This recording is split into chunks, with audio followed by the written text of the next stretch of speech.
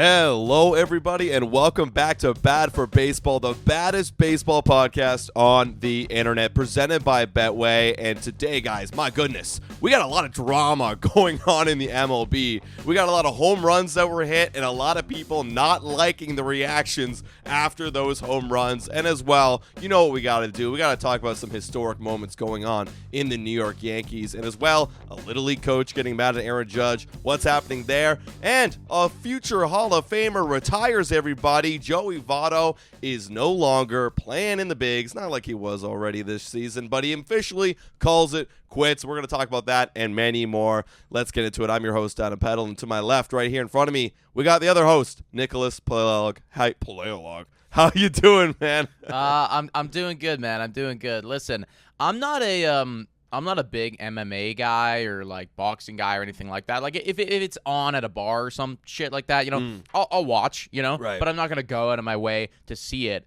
That being said, one of the guiltiest pleasures of mine is watching people in professional sports get extremely angry at each other to the point where sometimes we see benches clearing brawl, or if you're watching hockey, the gloves are dropped. I love the drama. Me and too. We got a lot of drama here today, so I'm excited for this episode. Me too, man. And like we were talking about it beforehand, and sometimes like in sports, what's great, like you can have beef with somebody, but there's always that extra layer of like, well, I'm actually just better than you. Yeah. Like, you know, so like I don't even have to do any drama off the field shit talking. Yes. Because I can just outbeat you on the field, and that speaks for itself. Yeah. And No. I love And it. I mean, like the best beefs is when it is kind of like a Kendrick / Drake thing where it's two like we're goats. both like really good, and like either one of us at any point could be the guy. Right. That's not really what's going on in the instances that we are going to talk about. So let's transition immediately and talk about how Orlando Arcia hits a big time jack in a. It was a mid-moment, not meaningless game. It was nothing. It was obviously the Braves versus the Phillies. If you guys have probably already seen it at this point, but like it was nothing. He hits a big bomb, and it was in the fourth inning, and it was 2-0. Okay, so a moment. It was something got that the you lead. you can go home about later that evening. You can feel really good about yourself. It was his 12th. Well, you know, 12 good home for run him on the year, but then Orlando Arcia just gives Bryce Harper the dagger of eyes, man. Like it is so much all the way to first base, past first base to second base. Then he looks back. He looks straight for a second. Yeah. And then he looks back right as he's passing the shortstop, looks back at Bryce just in Harper. case you didn't see him the first time. Literally, man. Like majority of him rounding the bases was him staring down Bryce Harper. And if you're not familiar with the entire history of these two guys, let me walk you through it. We got to flash all the way back to the 2023 NLDS. So effectively, to finish off Game 2, I was doing the whole research here, finding out about it. In Game 2, Bryce Harper, he was doubled off at the end of Game 2, and then Orlando Arcia said something along the lines of "Attaboy, Harper," like "haha," right. We got you in the locker room afterwards, like "Attaboy, you." Yeah, exactly, right. So he's kind of, he's giving him the business right there at the end of the game too. But then in Game 3, this is Bryce Harper that we're talking about, right? This is a future Hall of Famer. He's an elite. Hits 2 jacks in Game 3, and on the second one, he looked down at Arcia. He really gave them business and showed him, attaboy Harper. Say it again, guy. Didn't say anything, but it just stared him down and effectively won that battle. Exactly. That's what I'm talking about when it's like, okay, like you could talk shit and all you want, Arcia, but I'm literally going to bounce back the next game because I am him. I'm him. And I'm going to win this series. And, that's what happened. So, that's elite. And then, then you have it flash forwarding to yesterday's game. And in a meaningless ball game, I guess it's meaningful for the Braves because they're hanging fighting for their lives. They're hanging on now to that third wild card spot ever so tightly. And he hits a home run and then stares down Harper. It's like, dude, come on. Like, Harper already buried the hatchet by kicking your ass in the NLDS. And even Harper said it, like, when the reporters asked Harper after the game, like, how did you feel about getting stared down? He literally said, I don't care. I couldn't care less. I already did it. He already did it, and guess what? They went on to win that game, the Phillies. Yeah. So Arcia's home run didn't actually mean anything. No, it's like they're not even. I know that they're technically in the same league, Right? But they're not in the same league, man. Like when you're looking at these two guys, Bryce Harper. Let me walk you through the resume here, everybody. 2-time MVP, NLCS MVP, Rookie of the Year, has won the Home Run Derby, has been to the All-Star Game 8 times. This year has an OPS of 886, 26 home runs. Is undoubtedly putting up phenomenal numbers once again. Orlando Arcia, let's check out how many MVPs and All-Star games that he has here. Wait, hold on. I'm looking right now. I don't really see an MVP. What's going on here? No MVPs. No. What about? He's a one-time All-Star.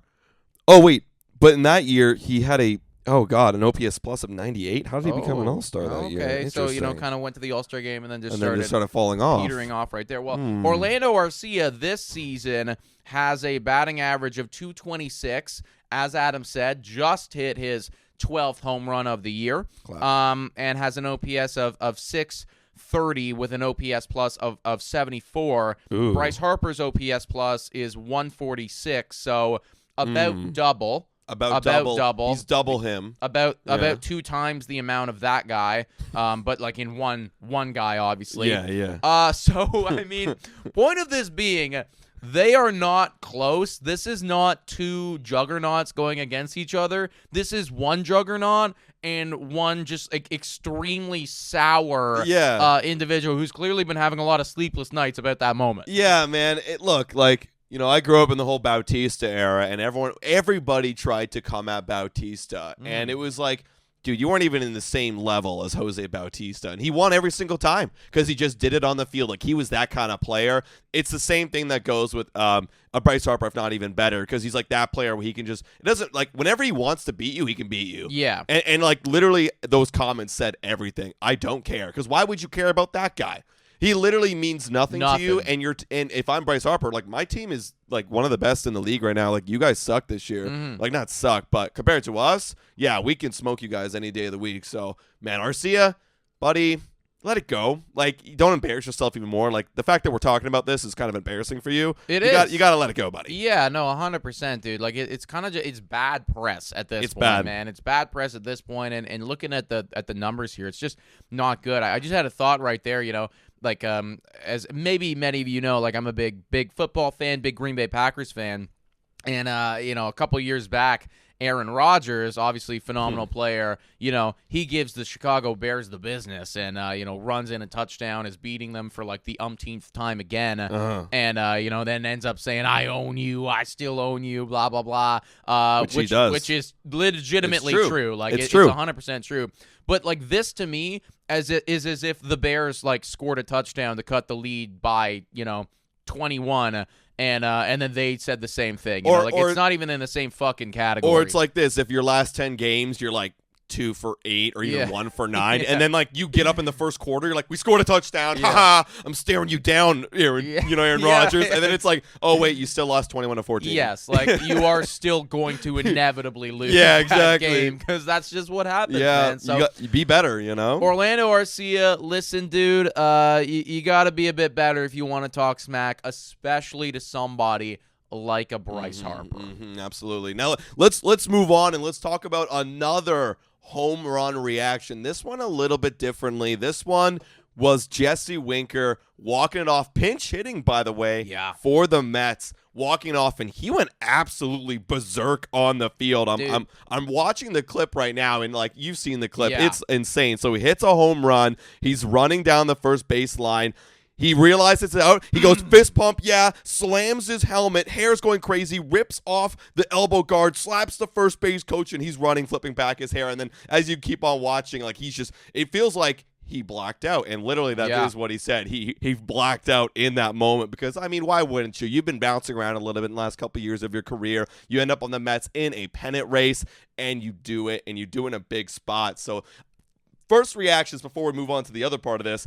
Do you like that reaction, Nick? Well, let me tell you guys, I know that this show is called Bad for Baseball, but That's fucking good That's for baseball, great right? for man. baseball. That is great for baseball. It's obviously, it's got the people talking. It's got me hype. You know, everybody out there that talks about how baseball is boring and everything like that. And folks, I watched last night. We were live for a game where the Toronto Blue Jays just got absolutely smoked. That was a boring game. Okay, it was great for the first 3 or 4 innings. It was great for a little while, but there certainly can be boring games of baseball. So I will give people credit there. But when you see guys show that level of emotion, I'm going to pull a fucking Billy Bean right here. Was it Billy Bean or Jonah Hill? Who said that how can you not be romantic It was about baseball? Brad Pitt. It was Brad Pitt. Billy Bean. Yeah. How can you not be romantic like, about baseball? When you see moments like that, how can you not be romantic about baseball? Like, that's the stuff that's transcendent sport to sport to sport. It's when you see that level of emotion, that level of hype right there. Jesse Winker earned himself that moment, right? It wasn't like this was a 4th inning, we take the lead by 1 to then inevitably lose and we're staring down Bryce. No.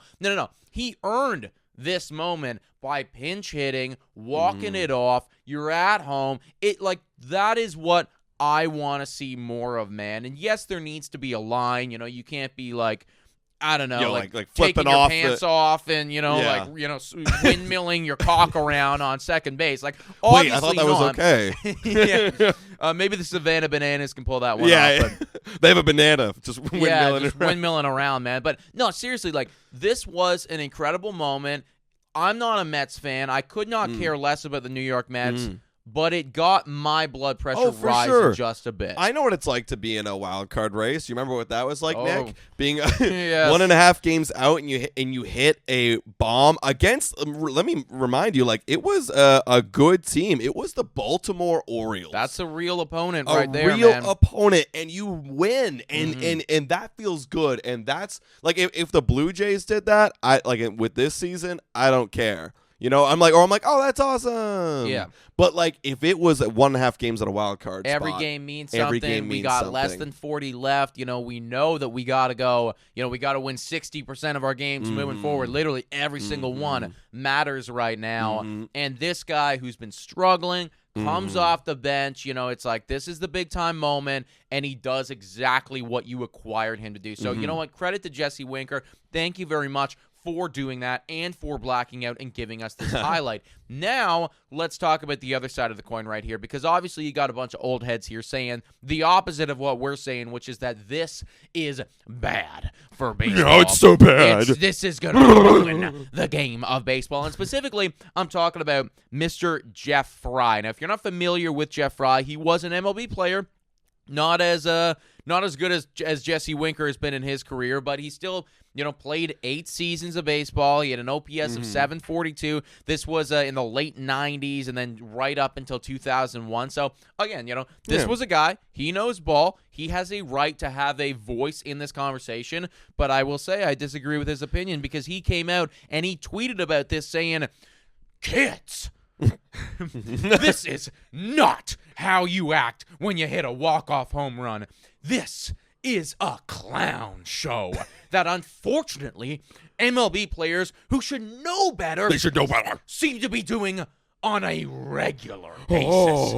I'm sorry that your heroes have zero class." Sorry. Drop the fucking mic. Jeff Fry just popped off thoughts on Jeff Fry coming after Jesse Winker, coming after players who are doing stuff like this. Jeff Fry, just sit down and shut up, man. Like, I'm serious. Great, you had an MLB career. You're 57 years old, and you deserve to say your opinion. You have it all. But, like, dude, do you not realize where the game of baseball is going? Thank you. You know what I mean? Baseball is losing to football, where and even football, when they took away they penalized player for taunting, I thought that was a bad decision. There's there's a line for sure. There's a line, but sometimes they penalize them just for celebrating. And this is just, we can't have people saying things like this that is going to start making people draw those lines. Like, I think you should celebrate as much as possible, of course, unless you do something inappropriate. But there was nothing inappropriate what Jesse Winker did, firing up the boys, running around the base paths, taking your time. The fans paid good money to watch this ball game, soak in the effing moment. Yeah. And the whole thing about class, what do you want him to do? Hit a home run? Have no emotion, walk around. Good game, sir. Yeah. Oh, good game, sir. No, I think that's like that would be the way that you combat this ridiculous take here by Jeff Frye. Yes. And because he's not the only one, right? He's just a spokesperson right now, but this has been something that people have talked about, right? Hit your walk-off home run. You know, like, think about how fucking shitty this would be. You hit your walk-off home run. Maybe it's even a bigger moment than this. You know, it's in the World Series or in the or in the semifinals or whatever, right? You know, you hit your walk-off home run. You win yourself the league. And you just, like, completely blank face, just run around the base paths, you know, like your team gives you a tiny little pat on the back, and then you walk into the dugout. We put on like, our tuxes like, and get our champagne. The and fuck?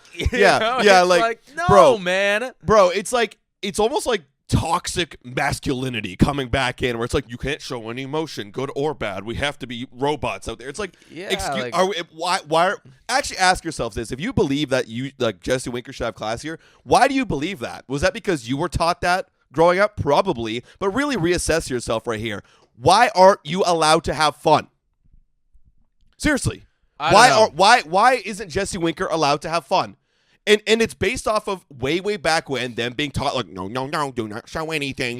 Be a classy person. Have effing fun. You're playing a children's sport, for God's sake.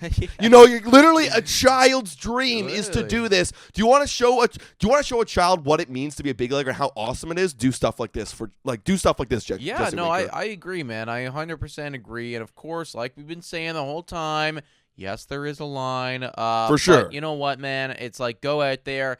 Enjoy your moment. You earned it, Jesse Winker. And everybody who's going to hit a walk-off bomb, you know, moving forward, that's our take on it, man. That's our take on it. Let's move on and talk about another guy that's actually, man, we're starting this show off with a lot of contentious individuals. And this one I know is going to fire up the chat, the YouTube chat, wherever you are listening and watching right now. Trevor Bauer, if you guys remember him, he is coming back into the spotlight. This was a couple of days ago.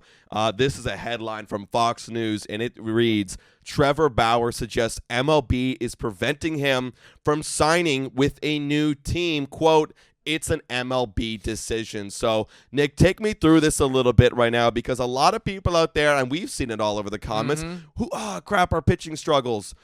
How many comments do you see? Go sign Trevor Bauer. Go sign Trevor Bauer. He's so cheap. He said he'll play for the minimum. Go sign Trevor Bauer. But yet nobody's signing Trevor Bauer. Why? Okay, well, let me just say right now, Trevor Bauer, I am certain if he were to walk into the MLB today, would not be the worst pitcher in MLB. There's certainly going to be other pitchers out there who are worse than him. Trevor Bauer would be a lot better. That we can all agree on that. We really can all agree on that.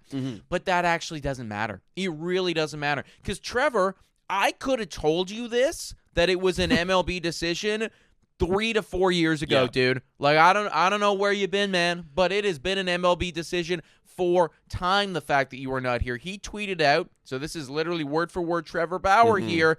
He tweeted out, well, one team told us it's not their decision. It's an MLB decision. One team told me I was too expensive, even though I offered to play for minimum. Another team told us they have covered some stuff up in the past that they don't want the media digging into to find out about. Let me ask you this. What that is. Let me ask you this right now. If there's a girl or a guy that you like or whatever, you know, like a significant other that you're going after, and you're inviting them out on a date. You know, you're asking them out on a date, and the first time that you ask them out, it's like, yeah, sorry, you know, my family's got a big dinner that we're doing. Okay, yeah, like there's something going on. Okay, fine, whatever. Okay. You ask them out again, like a couple days later. Yeah, sorry. It's another excuse. Yeah, like I'm busy because now I got a big test coming up, so I really got to study. You know. Yeah. You ask them out again. oh, I'm out of town, and I'm changing my phone number, and I'm moving to fucking South Africa. Sorry. Eventually you got to pick up the writing on the wall. Yeah, here, man. I think after number 2, I would know already what the problem is. They probably don't like me and are not interested. Yes. And granted, let me clarify this too, because I already know the comments go immediately to this. But Trevor Bauer was innocent. You're absolutely correct. He went through trial. He was proven it. Actually, the case was dropped, if I'm remembering correctly, and nothing happened. Okay, great. He served his suspension. It's over now. He should be reinstated into Major League Baseball. Mm-hmm. But here's the problem. We always knew that Major League Baseball and Commissioner Rob Manfred does not like Trevor Bauer. Why? 2021, he shows them all up with the whole cheating incident. That could have been look, you know how sketchy Rob Manfred is with the cheating stuff. Think about the whole Alex Rodriguez stuff when he was, I know you haven't never seen Screwball, but that uncovered that Rob Manfred was in on the cheating. So when they had the sticky stuff, I'm just making assumptions here. Sure. Maybe there was something there where he was involved and Trevor Bauer showed up the league. He gets suspended, and this is Rob Manfred's opportunity to go, I'm going to blacklist you now. Because that makes the only sense. He did everything right. He's innocent. He went through a suspension, and now they're not being allowed back into the MLB, and that's why that first quote means everything to me. It's an MLB decision. I think MLB told teams, just do not bring him back into the league. You're blacklisted. Yes. We don't like you. Duh. I mean, this is something that I've thought for a long, long period of time now. Just to clarify, so everybody's on the same page here,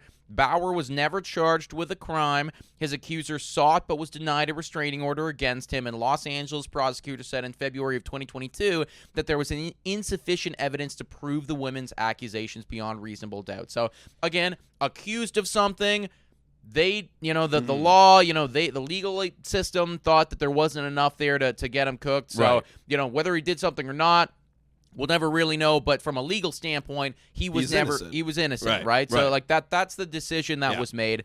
But you're absolutely right. Nothing to do with it actually doesn't have anything to do with it, because he did serve his time for that with MLB. They suspended him for a long period of time about everything like that while that investigation was going on. He did serve his time, but it doesn't change the fact that you when we're really pissed off, whipped a baseball into the fucking stands when you were a Cincinnati Red. Right. Or when you called Rob Manfred out time and time and time again, right? Listen, I'm not saying that Trevor Bauer doesn't have the talent to be an MLB player. It's got nothing to do with that. And the right to be an MLB player. Right. It just comes down to the fact that when you piss enough people off in high places, they're not going to want to give you an opportunity, right? Like, if I went into my boss's, if I was the best fucking employee ever at the job that I'm working right now, but I went into my boss's office time and time again, and I said, hey, fuck you. Yeah, literally.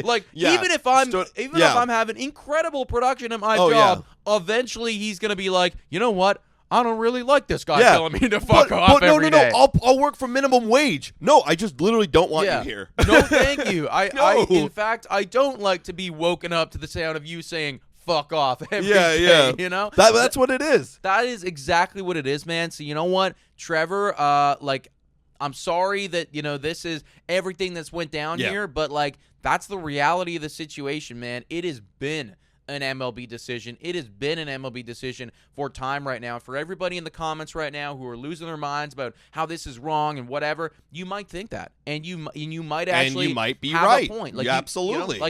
It's possible there, but that's just it. That is literally the reality of the situation, and nothing's going to change. Don't get mad at the teams. Literally get mad at Rob Manfred. I've been wanting this guy out of the office for a while. I mean, he's sketchy as hell. Right. He's sketchy as hell, right?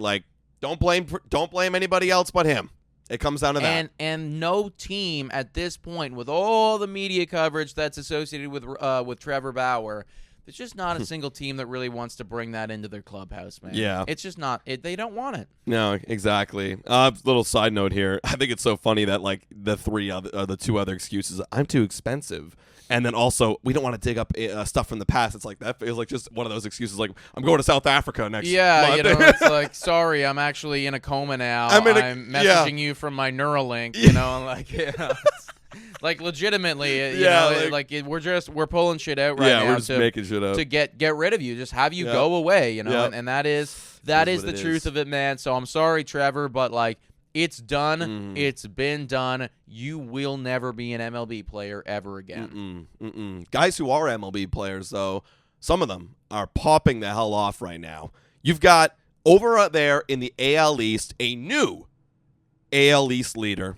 Say hello to the New York Yankees. They're back on top, baby. They're back after you have the Baltimore Orioles going through a bit of a scuffling stretch. This is a little side note, but they lost Zach Eflin again. Or again, they lost another pitcher, and he was the only one doing well, and they lost him to the IL. So they're 4-6 the last 10. So they're falling off. But the Yankees, even though they're midding right now, it's not because of these guys. Aaron Judge and Juan Soto, they popped off in last night's game. Judge hit 2 bombs. He's now on pace for 60 yet again. My God. And then Juan Soto drives in 5 RBIs, and he hits his career high in home runs, his 36th home run. Can you believe that? It's August, and he just hit his career high in home runs. Well, because he's never been like I don't want to say that he's not a home run hitter, because he still obviously hits jacks. But, like, that's not what he's been known for, you know. He's always the on-base guy. He's an on-base guy. He's a clutch guy. He's a I-hit-everything type of guy. Like he's just such a complete talent. And looking at the numbers from him and from Aaron Judge, this is actually fucked up, man. Like, Aaron Judge right now has an 8.9 WAR. He's an 8.9 WAR. That's going to be an over 10 WAR player by the time it's all said and done. Juan Soto, terrible season for him. He's got a 7.64 right now. You know what's funny? And he's like third in the AL MVP conversations. Bobby Witt's second. Man. This guy's it's third. Just actually insane what these two players are doing together right now. And Juan Soto, you, my friend, have got to be loving life right now, because he's going to be a free agent in a couple months' time. And with his .302 batting average, 106 runs scored, 93 RBIs, on base of 433, which is right up there in MLB leaders, and an OPS of 1.045. Wow. You are going to get so much fucking money at age 26. Yeah. I want to give a big shout out to D-Row, who was on MLB Network. One of my favorite guys on MLB Network, by the way. Love D-Row. But he was talking about Juan Soto, breaking down his swing. He brought up all the analytics, all the stats. The good analytics, though. He brings up like some actual proper analytics. You know, he was comparing him to former MLB players in the past, and he said effectively when it's all said and done, when the dust settles, he's going to be a top 10 hitter of all time. I've been saying that for a while now, man. Yeah, and like sure you can look at Aaron Judge and everything, but like this guy's different, where he's an all-around perfect hitter, where he protects the zone, he knows the strike zone better than anybody else, and when you have to go in the zone, he's able to hit anything and hit it with power and hit it far. So with that being said, 26 years old he will be when he's a free agent. That is the most beautiful age you could sign a guy to a long-term deal. And people are talking Juan Soto, $500 million. Juan Soto, $550 million. Well, D-Row was saying, don't be shocked if there's another $100 million, because how often do you get a top 10 best player of all time? I mean, Ohtani last year. I mean, it's kind of crazy the last two free agencies that we're about to see. Yeah. But you're getting another. When's the next opportunity that you're going to see? I don't see one coming up anytime soon. I don't see it at all, man. Like there's nobody of this caliber that is going to be available. And again, like you are going to own him for what you hope to be the best years of his career, right? Like, I don't think that we've seen the best of Juan Soto yet, right? Which is just wild to say. It's also another sidebar.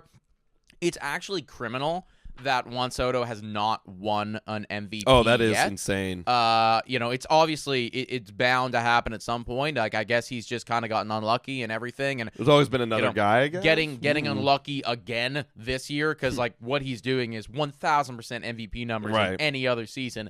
Just so happens that his teammate is going to hit 60 bombs again. So that is something right there. But when you have a 26-year-old who is undeniably one of the best hitters in baseball and just so complete in his game that you're now going to own for 10 plus years, because he'll get signed till he's like 38, 39. Like we're looking at a 13 to 14 year deal right here for Juan Soto. I do think that you're going to get in those conversations of a Shohei Ohtani, because keep in mind, Shohei Ohtani, yes, he provides the pitching, yes, he provides the hitting, and he is a phenomenal baseball player. And on top of that as well, he also provides, quite the audience coming in from Japan.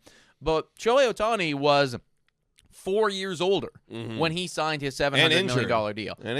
And injured, right? So there's another thing right there. So 4 years older and injured. I'm not saying that Juan Soto is going to get paid more than or equivalent to Shohei Ohtani, but, if this is a top 10 hitter of all time ever, if you could own Ted Williams when he's, 26, I think I fucking bring out the Brinks truck, that's absolutely what you do, and this is an opportunity to do that. Absolutely. Do you think the Yankees, because everyone's saying the Yankees are the favorites to do it, do you think the Yankees do it? I mean, the Yankees, I don't think they care about money. No. But they would legitimately, this is how much average annual value you giving this guy? If we're doing 12, maybe close to 50. 50. I think it'll again, because if you're saying that it's if it's a 12-year deal and let's say it's $600 million or something, what is that math? 50 a year?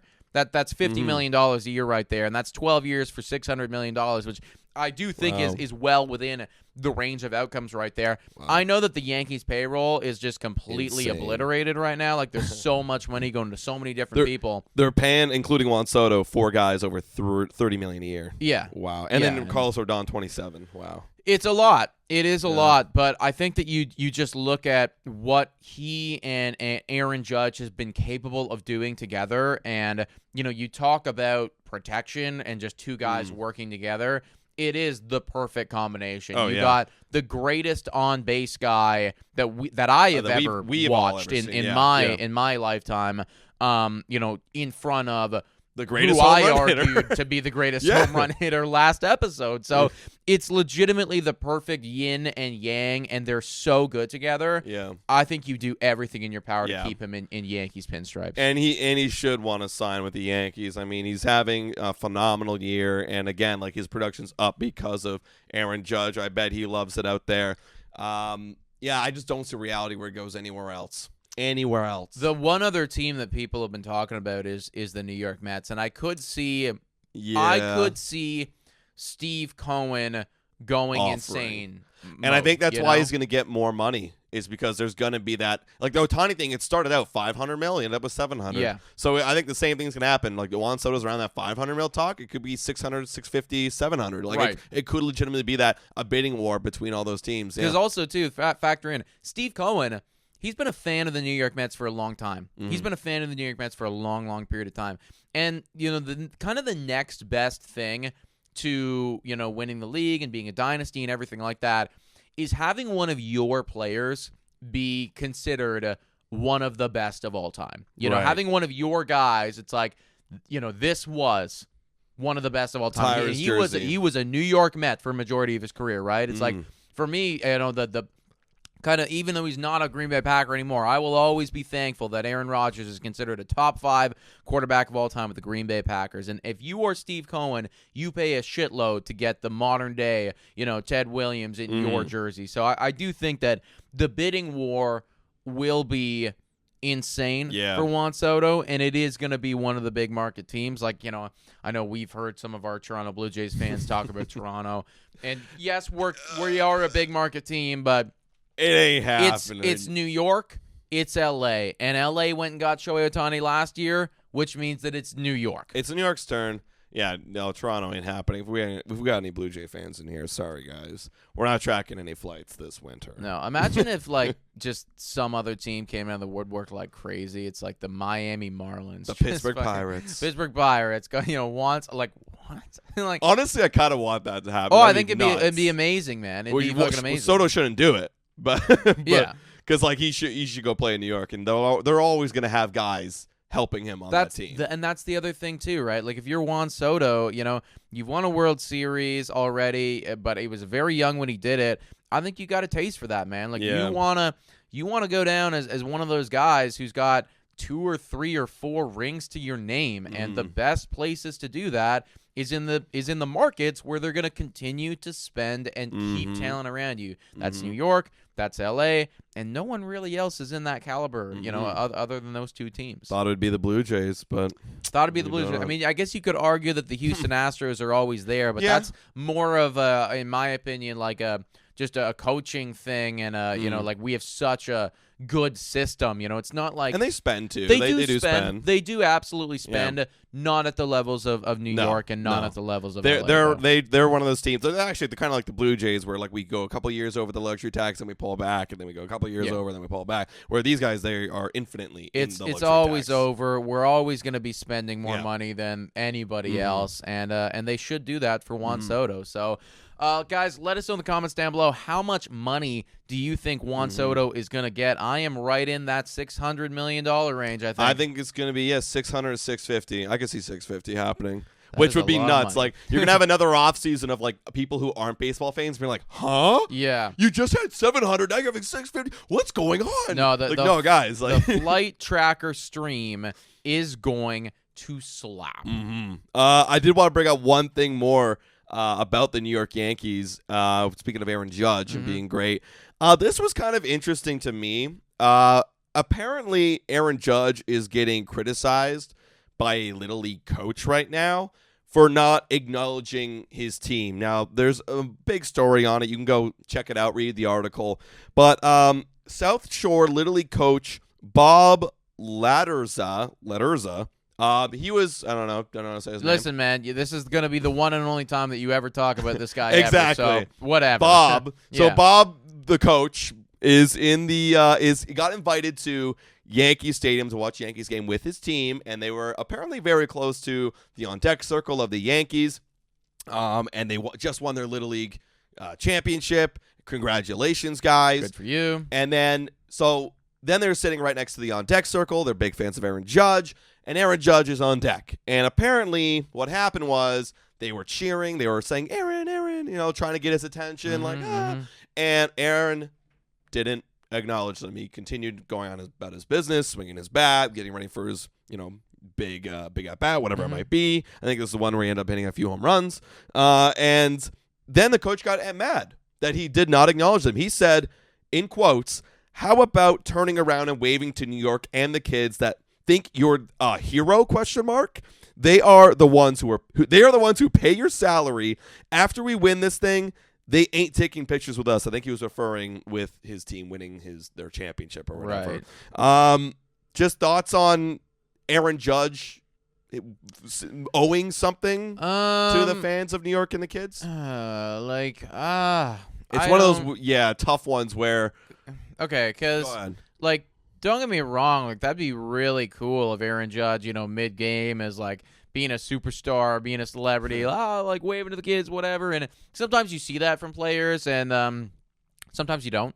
But I mean, I don't think that Aaron Judge owes you anything, No. right? He really doesn't. Now, if the New York Yankees really, because apparently you won these tickets or whatever, you got right? invited Like because you won got your it. thing. Well, I think the conversation then is on the New York Yankees, right? It's like, well, okay, you really want to make an impression on these kids. You set up some time before the game where they get to come out to batting practice, and if and during batting practice, you're screaming at Aaron Judge, who's right over there, and he refuses to acknowledge you. Yeah. Maybe that's another thing, but we're talking about something mid game right here, where like a guy's locking in and trying to win it for the New York Yankees. Like, I guess think about it in the other standpoint where, if Aaron Judge or just anybody for that matter was, kind of, flirting with the fans and, doing this whole fan thing and waving to the kids. And then there's a hot girl over there and it's like, doing one of these and, just like, being that guy. Yeah. And then goes over, like, Yeah. all of New York is going to be like, why aren't you fucking locked in right now and winning us ball games? Judge gets paid $40 million this year to win ball games, and it's one of these things where it's a classic. Like, this coach came in assuming because they got invited, like, oh, Aaron Judge is going to be like cozying up to us, right? And, like, we're special, and then when you're not getting treated that way, you get mad. It's like, that's not Aaron. Don't blame Aaron Judge for what you thought was going to happen or this experience was going to go down. This was completely on you, buddy.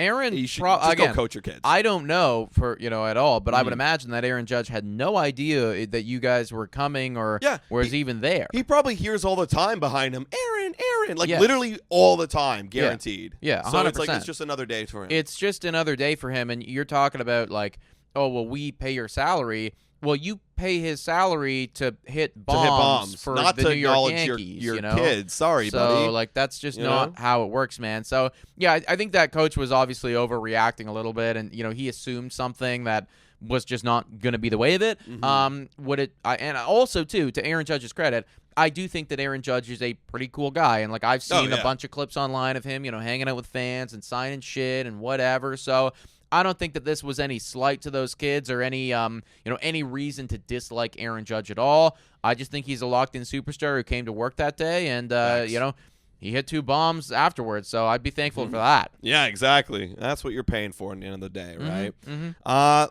Let's talk about another former superstar that is now officially retired, guys. Yeah. Joey Voto hanging up the cleats after many, many years with the Cincinnati Reds and a quick stint in the Blue Jays minor league system. He hung it up. He announced on his Instagram that he is done in the parking lot of Salem Field. If you guys don't know, that is the AAA affiliate of the Blue Jays, Buffalo Bisons. And he was done.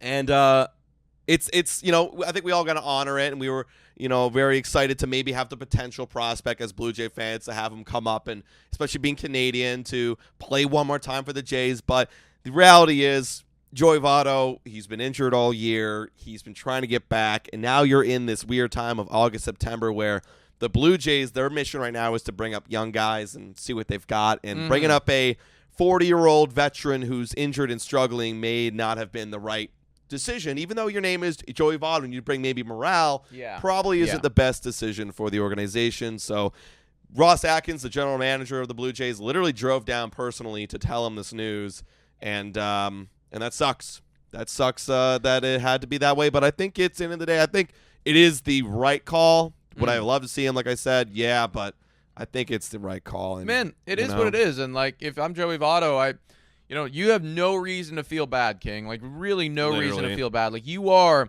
a couple days away from being 41.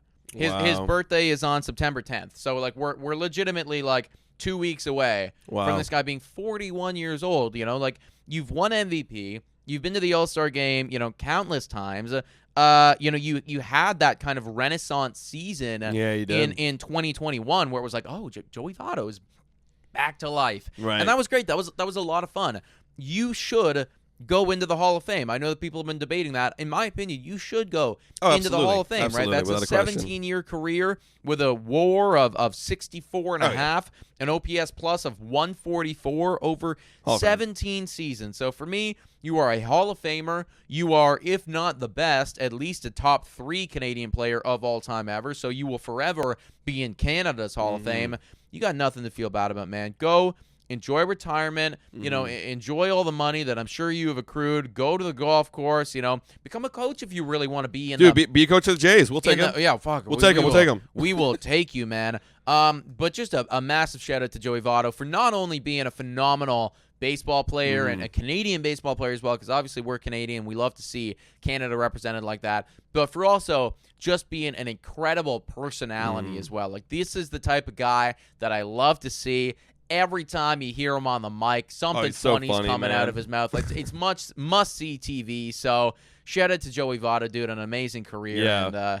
And, you earned that retirement, kid. Yeah, he came out with some great quotes afterwards. I want to read a few. There's another one I was trying to find there, but the one he just tweeted out after he retired, he literally tweeted, "Driving to the stadium right now, my Uber driver asked, 'Are you a player?' I said no." I was like, oh, bro, that's so sad. Yeah. There was another quote. I'm trying to find it right now, but he was just saying, like, I'm bad now. I'm bad now. It's like, I would have loved to come play for Canada and, like, for the fans, but I'm just bad at baseball. Dude, I have never been even remotely close to playing at the high level of sports that Joey Voto has. Yeah. Like, not even remotely close. Levels and levels. No, and never. Levels. No. And I'm 26 right now. And I'm thinking to myself, wow, like, my body's starting to hurt, you know?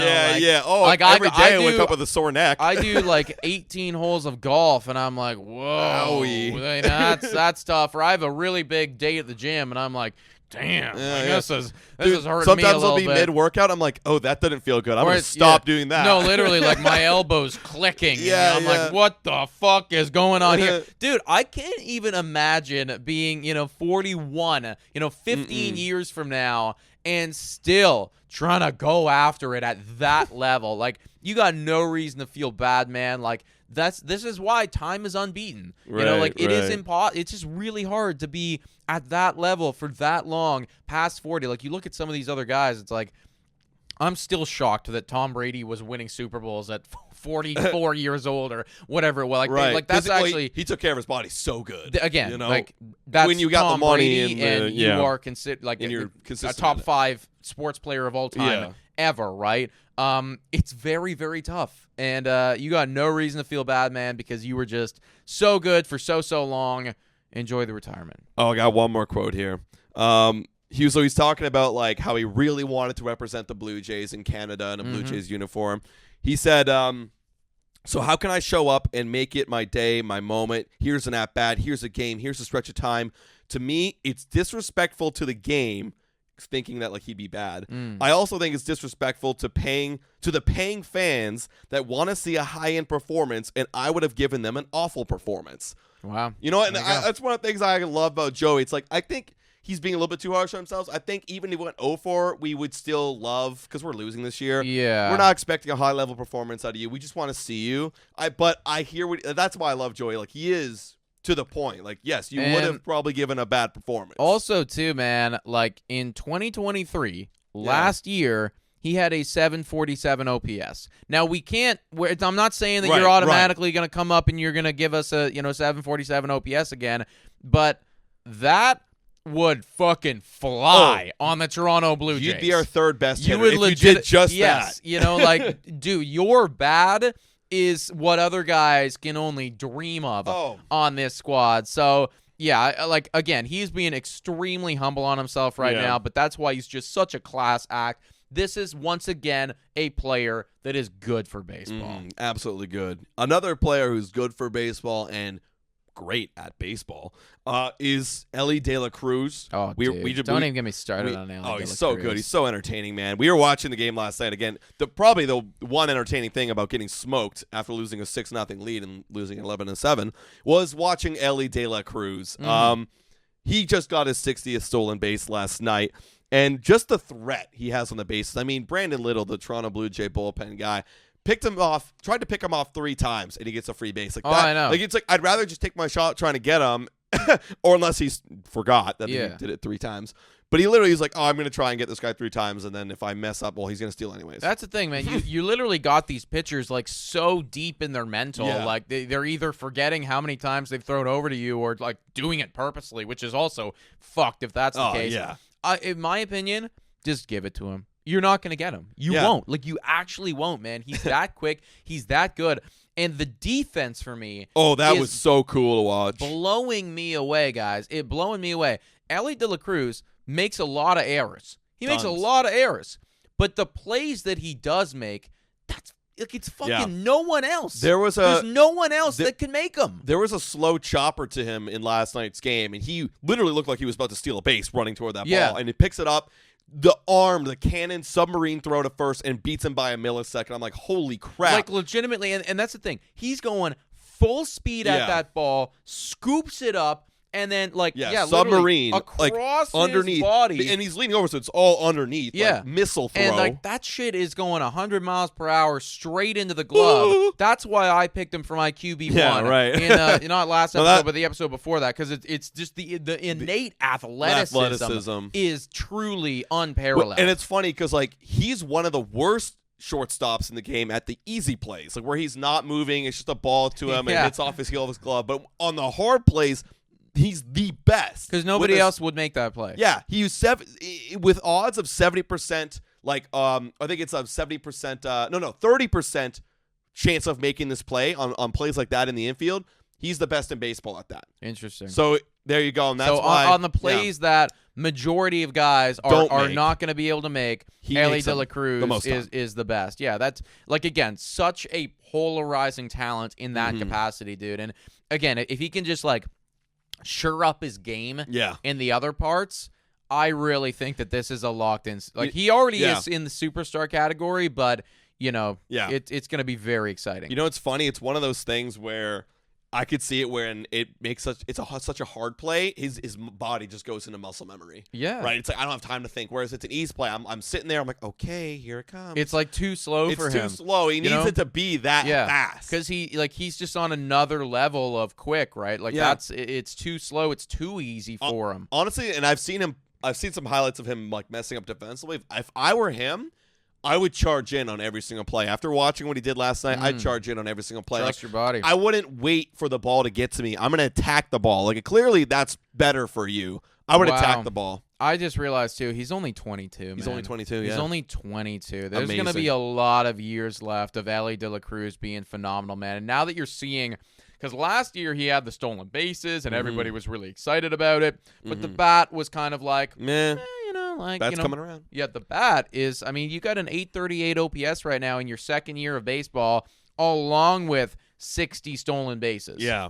And yes, he does lead the league in strikeouts, but it doesn't really matter because the production's there and he's got a WAR of 4.4. He's still a great player. That's the thing, right? Like, you have majority, I think we did the math the other day. Majority of your singles are actually doubles because you're going to end up on second base anyways. Yeah. Like, the OPS actually isn't reflective of what you're truly hitting, because imagine if you just took all of those stolen bases and made them doubles. Well, now you're a 900-plus OPS guy. Well, that's what the WAR there is for. It's like it's including all of that. Yeah. And I wonder how much of the defense it includes, too, because, again, he does commit a lot of errors, but we'll see how that all – I know his baseball or savant is, like, really good for the defense.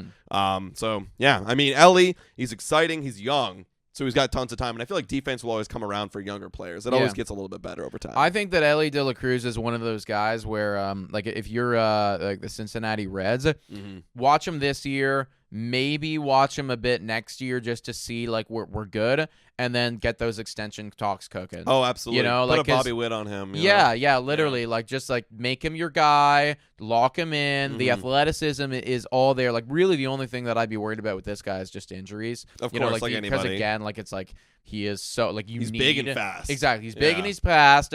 And for him to be successful, you need him to be fully healthy and, like, ready to go. So, like, obviously I'd be a bit concerned about that. But I trust the talent, man. I just trust the talent at some point. And when you're that good, pay him a fuckload of money and forget about it. Yeah, you got to lock up the talent, guys. And I hope they can do that with Vladdy. Yeah, exactly. For all those Blue Jays fans out there, because he could be hitting free agency, not this year, but next year. And then you're going to have a whole other Juan Soto level of conversation once again. Not to that level, though, unfortunately. No, not that. Still be a lot. Fortunately, yeah, you're right. For us. Fortunately.